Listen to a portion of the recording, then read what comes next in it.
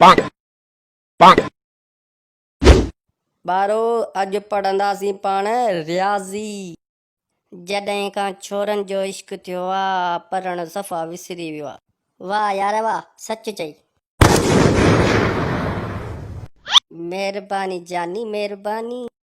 अरे ॿारो पढ़ो पढ़ो, छोरनि जे इश्क में कुझु न आहे रखियो, तबाह थी वेंदो। साईं पया त आहियूं पर छोरनि जे इश्क में पया आहियूं। छोरा चंबो हणंदो अथई न, मुंहुं भॻी पंदी। रोज़ था चो रुॻो छोरनि जूं ॻाल्हियूं। साईं सरमद सां मुंहिंजो इश्क थी वियो। लखन न लत अथई मट कर, सरमद सुमिरे ते आऊं आशिकां पुट। छोरा वॾो हरामी। साईं सरमद सुमिरे ते आऊं आशिकां, सिर्फ़ु मुंहिंजो हक़ आहे उन ते। लखन साईं वरी छोरा छा थियो? साईं शहज़ाद ते मां आशिक़ थी वियो आहियां, मुंहिंजी पारत करीस। वाह छोरा वाह, शहज़ाद के वरी आऊं पारत कयां? सही आहे करियांसि। हा साईं पारत कयोसि, मूंसां यारी रखे यार कुझु पारत कयो। बी छोरा पारत कयांसि तो। साईं पारत न आहे करणी त ॿुधाए छॾियो न, हर भुर कुट है पोड़ो छा ॼाणे इन्हनि ॻाल्हियुनि में। छा चई? हैं छा चई हींअर? साईं तव्हांखे चई पोड़ो छा ॼाणे? छोरा आऊं पोड़ो आहियां? न आऊं पोड़ो आहियां न, तव्हांजी मर्ज़ी। न साईं तव्हां त अञा यारी रखण जहिड़ा आहियो, मूंखे वात मां निकिरी वियो।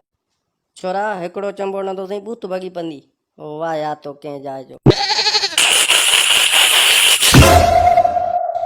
छोरा तोखे त वॾी खिल पई अचे।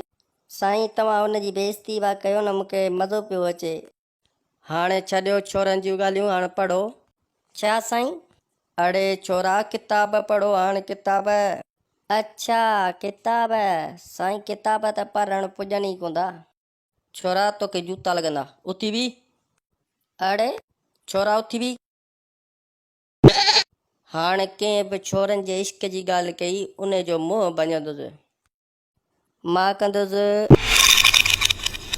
केरु कंदो छोरनि जे इश्क जूं ॻाल्हियूं? केरु कंदो ॿुधाए? साईं न चयो। तूं कंदे छोरनि जे इश्क जूं ॻाल्हियूं? न साईं मेरी मज़ाक पे कर। छोरा उथी बी। नथो उथी बियां, मुंहिंजी मर्ज़ी। जेतिरो चयो अथई ओतिरो कर बसि, मुंहिंजी मर्ज़ी नथो कयां। छोरा उथी बी न त पादर खाईंदे। नथो कयां, मुंहिंजी मर्ज़ी। अगरि सरमद सुमिरे साम्हूं इश्क कयो आहे त वॾो गुनाह कयो आहे छा? मुंहिंजी मर्ज़ी, मां उन सां इश्क कंदुसि, उहो मूंखे पसंदि आहे। लखन लत